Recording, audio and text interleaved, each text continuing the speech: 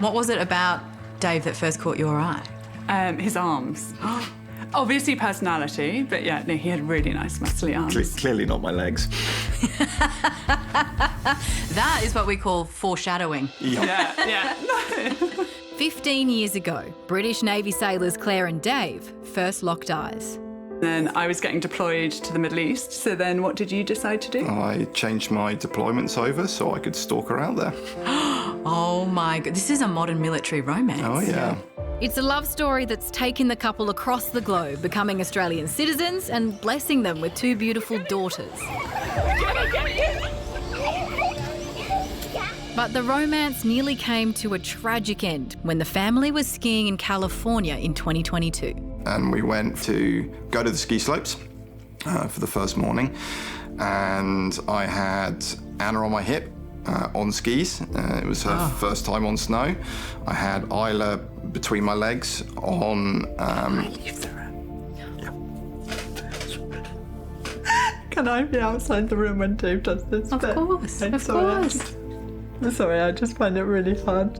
I just can't listen to it. Yeah. Okay.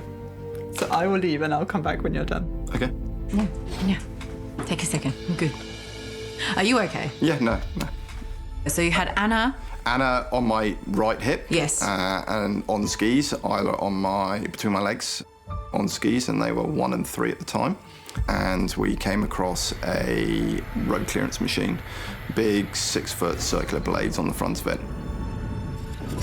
We slid towards them. It was downhill towards the machine. We slid, couldn't stop it. There was nowhere for the girls to go.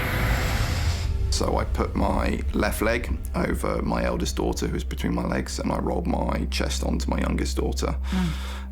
We entered the machine, and I lost my left leg above the knee immediately, and Isla shot through between the blades and did a rotation round in between the blades, thankfully.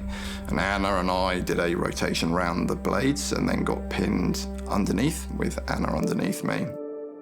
I can understand how Claire has had trouble even attempting to relive that kind of thing. Claire, are you okay to come back in? Thank you.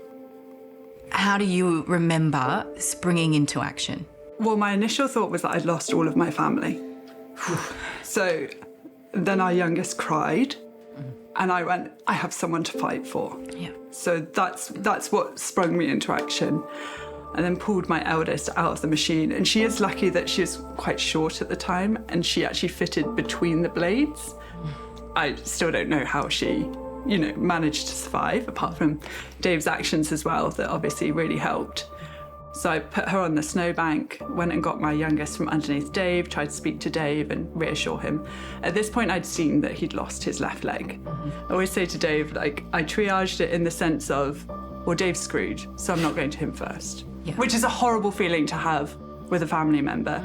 And I think you always prioritise children over your partner. You never hope to be in that situation, but I kind of did prioritise them over you. While Anna emerged unscathed, Isla suffered broken legs and a fractured pelvis. Dave remained trapped and conscious for more than an hour as paramedics arrived. They said to me, say goodbye to him.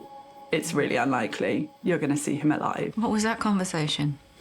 It was very simple, actually. I think it was a case of I have to take the girls to the hospital. Isla needs surgery, but they're going to be okay. And it was like, I love you. And I think I remember you giving me a kiss and then going. I think I said, you've done everything for the girls now. I have to help them. Yeah. I love you. Paramedics worked to free Dave, but with every minute, his chances grew slimmer. I can feel myself starting to fade. I feel like my heart rate's slowing down. I feel like my vision's narrowing. It's starting to I'm starting to get sleepy. Dave was freed and flown to a hospital 300 kilometres away in Reno, Nevada. But I can just remember this one thing going through my head over and over again. This is I cannot die, because if I die, Claire will bring me back from the dead and then kill me all over again. Because she will just not stand for this. I can't do it to her.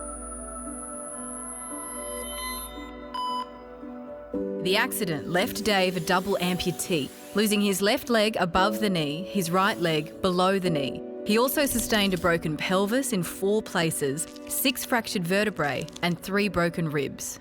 Over the course of 17 days, Dave underwent 15 surgeries before being medevac to Sydney, where he endured 10 more. It's all about just trying to make the best version of myself for Claire and for the girls so we can do the things that we want to do.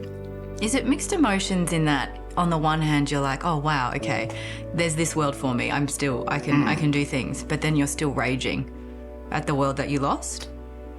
I don't think so. Life throws road bumps all the time. Nice work. And I try and kind of put the accident behind, and it's like, okay, we have what we have, and we make the most of this. When Dave isn't on mountain adventures with Claire and the kids, he's hard at work training for his first ever Invictus Games. Next month, he'll represent Australia in biathlon, Nordic skiing, swimming, and he's captain of our wheelchair rugby team too. So it is a bit of a time commitment. Yeah. A little bit. Yeah. It's about, what, 50, And then I see 15 him hours every a week? second Sunday. Every second Sunday, he's mine. Were there times where you didn't think that was going to be possible, or you actually never let it enter your mind? No, there's always those points.